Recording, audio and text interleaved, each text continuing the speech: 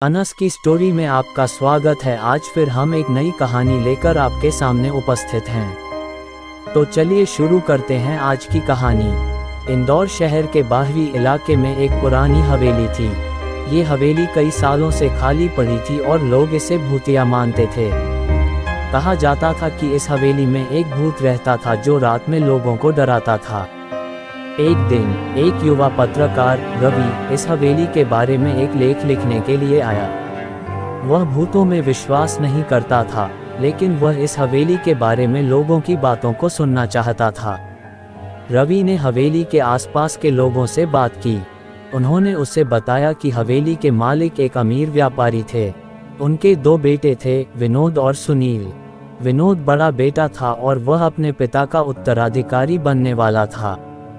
सुनील छोटा बेटा था और वह एक आलसी और बिगड़ल लड़का था।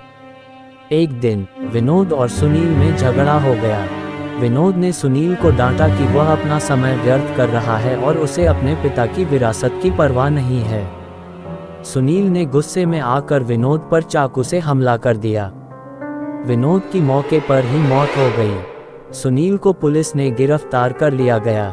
उसने अपना अपराध कबूल कर लिया और उसे जेल भेज दिया गया।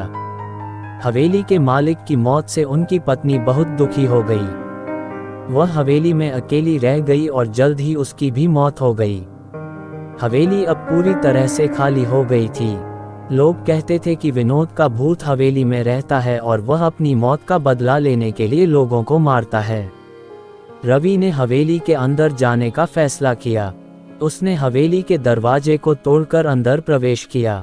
हवेली अंदर से बहुत खंडहर हो चुकी थी। दीवारों पर दरारें थीं और फर्श पर धूल और मिट्टी जमा हो गई थी। रवि हवेली के अंदर घूमने लगा। वह हवेली के हर कमरे में गया। अचानक रवि को एक कमरे से आवाजें सुनाई दी। वह कमरे के पास गया और अंदर झांका। कमरे में एक युवा लड़का था। वह खून से लथपथ था और उसकी आंखें गुस्से से लाल हो रही थीं। रवि को डर लगने लगा। वह कमरे से भागने लगा, लेकिन लड़का ने उसे रोक दिया। उसने रवि पर चाकू से हमला कर दिया। रवि ने लड़के से छूटने की कोशिश की, लेकिन लड़का बहुत मजबूत था। उसने रवि को चाकू से कई बार मारा। रवि को बहुत खून बह रहा था। वह मरने वाला था, लेकिन तभी लड़का अचानक रुक गया।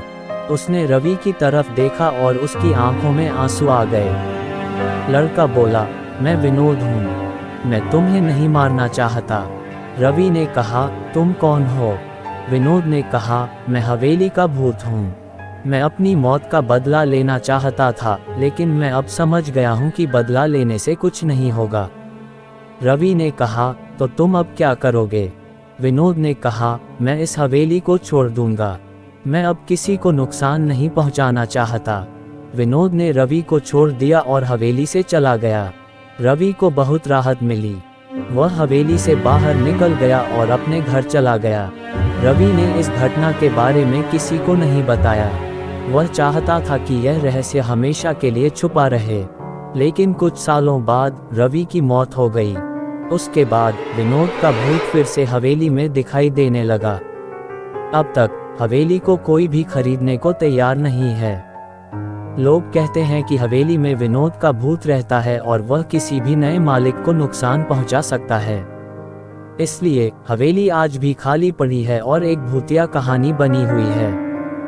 अगर आपको वीडियो अच्छी लगी हो तो प्लीज़ वीडियो को लाइक करें और चैनल को भी सब्सक्राइब करके बेल नोटिफिकेशन को ऑल पर प्रेस कर दे। Thanks for your watching.